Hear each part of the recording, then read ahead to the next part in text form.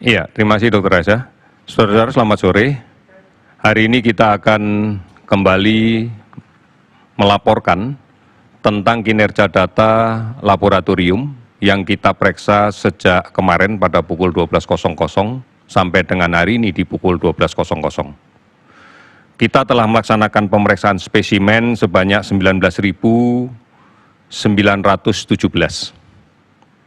Sehingga totalnya sekarang kita melakukan pemeriksaan 621.156 spesimen. Dari pemeriksaan ini kita dapatkan kasus positif sebanyak 1.226 orang, sehingga totalnya menjadi 45.029 orang. Kalau kita perhatikan distribusinya, maka beberapa provinsi menunjukkan angka yang masih cukup tinggi.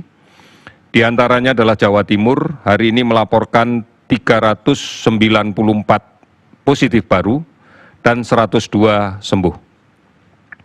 Kemudian DKI Jakarta 180 orang positif baru dan 122 sembuh. Sulawesi Selatan 112 positif baru dan 76 sembuh. Jawa Tengah, 98 kasus baru dan 20 sembuh.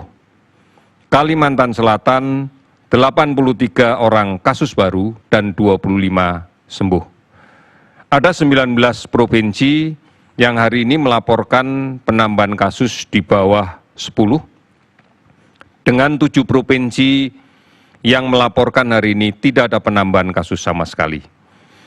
Namun beberapa daerah kasus sembuhnya signifikan, lebih banyak dari kasus baru, misalnya di Banten, hari ini melaporkan 15 kasus baru, namun juga melaporkan 31 kasus sembuh. Kemudian Sulawesi Tenggara melaporkan 3 kasus baru dan 10 sembuh. Kepulauan Riau hari ini melaporkan 1 kasus baru dan 10 sembuh. Saudara-saudara, penambahan ini sangat signifikan di beberapa daerah dikarenakan kontak tracing yang kita laksanakan dari kasus konfirmasi positif yang saat ini dirawat lebih agresif dilaksanakan oleh Dinas Kesehatan daerah. Hasil kontak tracing inilah yang kemudian dilakukan pemeriksaan dengan menggunakan PCR atau menggunakan TCM dan didapatkan hasil positif di beberapa tempat yang signifikan bertambah. Ini adalah upaya kita untuk menjawab bahwa pemeriksaan harus dilaksanakan secara masif berbasis dari data kontak tracing yang dilaksanakan secara agresif. Pemeriksaan ini penting karena ditujukan untuk bisa menemukan kasus positif di tengah masyarakat dan kemudian melakukan isolasi atau melaksanakan perawatan kalau memang membutuhkan atau terindikasi dibutuhkan perawatan. Ini menjadi penting agar tidak menjadi sumber penularan baru di tengah-tengah masyarakat. Kasus sembuh yang kita laporkan hari ini totalnya adalah 534 orang, sehingga total sembuh menjadi 17.883 orang. Kasus meninggal 56 orang sehingga total menjadi 2.429 orang. 438 kabupaten kota yang telah terdampak di 34 provinsi. Kita masih melakukan pemantauan terhadap orang dalam pemantauan sebanyak 37.336 orang. Pasien dalam pengawasan yang masih ketat kita lakukan pengawasan sebanyak 13.150 orang. Oleh karena itu, saudara-saudara sekalian, mari kita pahami data ini. Yang pertama, bahwa penambahan kasus ini disebabkan karena kontak tracing yang lebih agresif disertai dengan pemeriksaan yang masif. Tujuannya adalah untuk menemukan kasus positif dan melaksanakan isolasi ketat agar tidak menjadi sumber penularan di tengah masyarakat.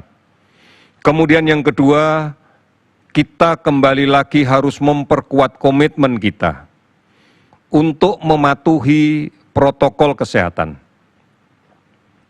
menjaga jarak sekarang hendaknya menjadi kebiasaan yang baru. Karena kita tidak pernah tahu siapa yang membawa virus di sekitar kita.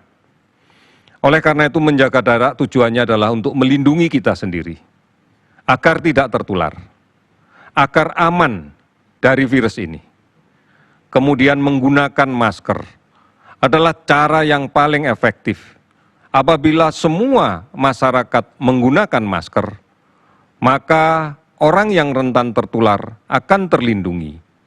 Dan apabila ada orang yang membawa virus ini, namun dia tidak mengeluhkan gejala apapun, juga bisa melindungi orang lain karena droplet yang mengandung virus yang keluar pada saat dia bicara, pada saat dia batuk, pada saat dia bersin, bisa tertahan di maskernya. Kemudian kebiasaan mencuci tangan akan menjadi pelengkap agar kita betul-betul terbebas dari kemungkinan cemaran virus COVID-19 yang menempel di benda-benda di sekitar kita, yang secara tidak sadar mungkin juga akan kita pegang. Ini menjadi sangat penting untuk kita. Saudara-saudara, apabila kita sakit, maka sangat besar peluangnya kita menjadi sumber penular di rumah kita. Di rumah kita mungkin ada orang yang sudah lanjut usia, yang memiliki penyakit-penyakit komorbid. Di rumah kita mungkin ada anak-anak kita yang masih balita. Mereka-mereka inilah yang harus selalu kita pikirkan setiap saat untuk kita lindungi. Oleh karena itu, setelah kita bepergian, melaksanakan aktivitas di luar rumah, karena memang kita harus produktif, jalankan protokol ini dengan baik. Jangan pulang membawa penyakit. Oleh karena itu, kalaupun kita tidak menyadari bahwa kita terpapar virus ini, setelah sampai rumah, segera membersihkan badan. Segera ganti baju. Segera bersihkan peralatan yang kita bawa dari luar sebelum berinteraksi dengan anggota keluarga di rumah. Ini cara yang harus kita lakukan. Dan cara ini kami mohon untuk diedukasikan, diajarkan, dan diberi contoh kepada seluruh anggota keluarga kita. Agar adaptasi kebiasaan baru sudah menjadi sesuatu yang tidak asing lagi untuk kita. Sehingga muncul keyakinan di dalam seluruh anggota kita bahwa kita menggunakan masker karena pingin aman, bukan menggunakan masker karena takut didenda, karena takut ditegur orang. Tetapi sepenuhnya kita sadari bahwa kita menggunakan masker untuk mengamankan diri kita sendiri. Saudara-saudara sekalian, aktivitas yang sudah mulai kita laksanakan semata-mata ditujukan untuk mengembalikan kembali produktivitas kita. Agar kita bisa produktif kembali. Bukan sebagai sarana untuk menahan diri yang selama ini tidak boleh kemana-mana, sehingga kemudian euforia, kegembiraan tanpa batas yang justru nanti malah membahayakan kita. Tidak perlu kita ajak anak-anak kita yang masih balita untuk mendatangi pusat-pusat pembelajaran. Tidak perlu mengajak orang-orang tua yang memiliki risiko penyakit yang lainnya untuk menuju ke keramaian. Cukup kita. Dan lakukan seperlunya, sesuai dengan kebutuhan kita. Kalau memang tidak bisa diselesaikan dari rumah. Oleh karena itu, mari bersama-sama kita mengukuhkan kembali komitmen kita, bekerja sama, bergotong royong, peduli, dan saling mengingatkan semuanya, agar kita mematuhi protokol kesehatan. Kami yakin, kita semua yakin bisa mengatasi ini. Kita pasti bisa. Terima kasih, selamat sore.